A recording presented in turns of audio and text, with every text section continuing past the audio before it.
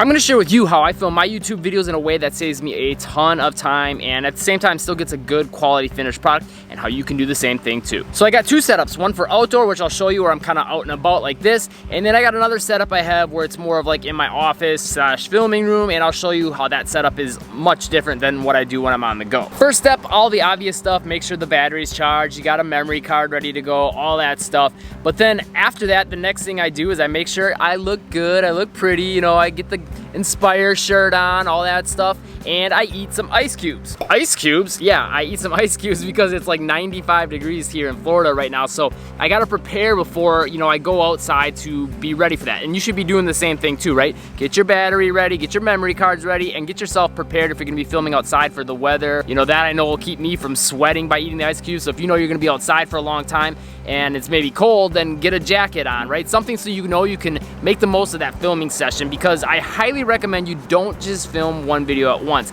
At the end, I'll link you to a video that shows you how I actually filmed 3 years worth of videos in 30 days on my other bigger channel, Get Handles Basketball, and how you can do the same thing.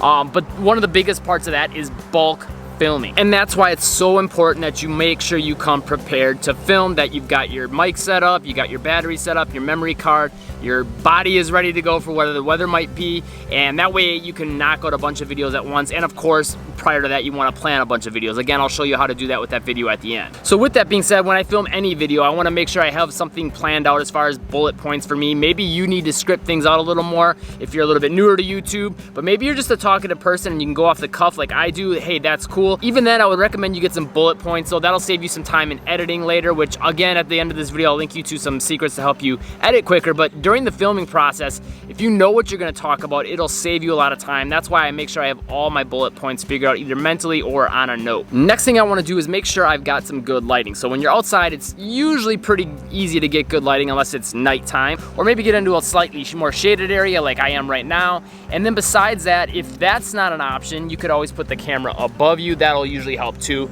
with making sure that you got good lighting on you that doesn't, you know, make you look like a shadowy figure, or that the lighting is super harsh. Even then though, I don't completely worry about that too much, as long as you can kind of see what my face looks like. I think adding a little bit of different lighting in different scenes kind of adds a little bit of an effect and keeps things interesting visually. And with every clip I film, I make sure I'm pretty close to the camera with the lens zoomed out. That way I can be close to the camera so the microphone can pick up mostly just me talking and not all the background noise. Also, I've got a Zoom Video Micro. I'll have a link for where you can get that down below. A great cheap mic that kind of blocks out all the sound from the side, so if I talk over here, you can't hear me nearly as good.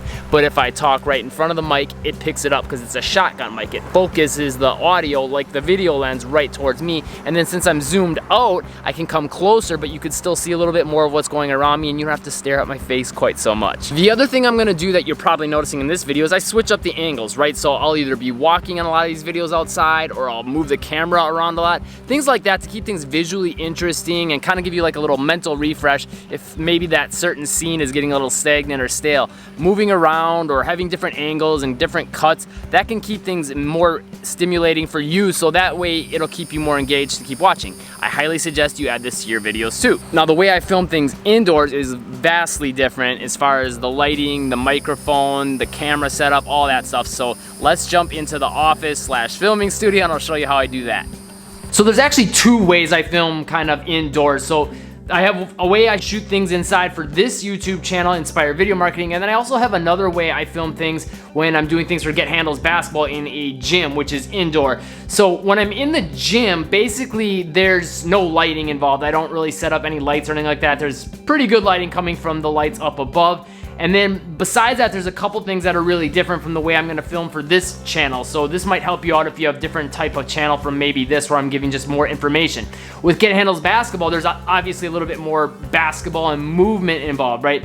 So first of all, what I like to do is I like to film with one camera on me, and then a lot of times I'll film with a secondary camera just to add a different angle, change of pace, a few more cuts and changes of scenery. That way, you know, for a lot of people that are into like basketball, they're used to fast-paced action, so that can add a little bit more of visual interest and change throughout the video. But then on top of that, the big thing that I do that's different is I'll take a lot of B-roll video. So basically with that, I usually don't really use the audio, and I'll just get some really good close-up shots of me doing some action, me doing things in super slow motion. So I'll change my camera settings for that to, you know, put a higher frame rate on. Basically, I've got a Canon EOS M50, basically setting where you can put it up to 120 frames per second, I believe it is. I have to double check on that, but it's like the high frame rate shooting mode. So when you put it in super slow motion, it moves really smooth. Unfortunately, when you bring that frame rate up, you do lose a little bit of resolution, so it's not quite as crisp of an image,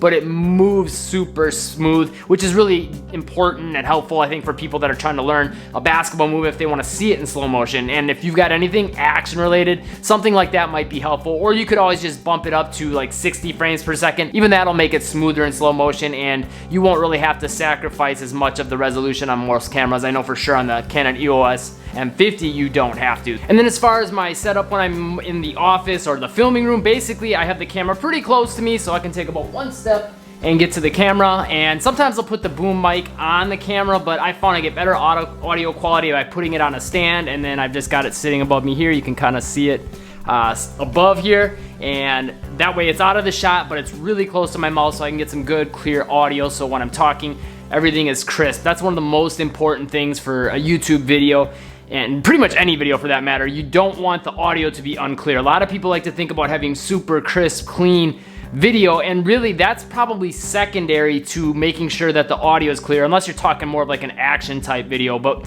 when we're talking about someone talking and making sure that you can understand that, like if it's entertainment, if it's information, and you can't understand what the person is saying, then the video itself is gonna suffer as a whole. And then as you can see, I've got the ring light back behind me. That's basically gonna give some good lighting on this side, and then I got a window over on the other side bringing some light there. And then basically I've just got kind of a nice little setup of stuff behind me to add some decoration and a little visual interest to the scene. I'll have links to all the gear down below for the ring light, the shotgun mic, all that stuff, the camcorder, everything, and that way you could check out more about it. Now, if you want to know how I managed to film 3 years worth of YouTube videos in 30 days, this YouTube video's got you covered. That saved me a ton of time, both in filming and editing, helped me come up with better content ideas, the quality of the content, the way I filmed it, all that was better. So check that out. It will help you a ton and save you a bunch of time. If this helps, subscribe and click the bell icon to catch the newest videos, and I'll see you in that video next.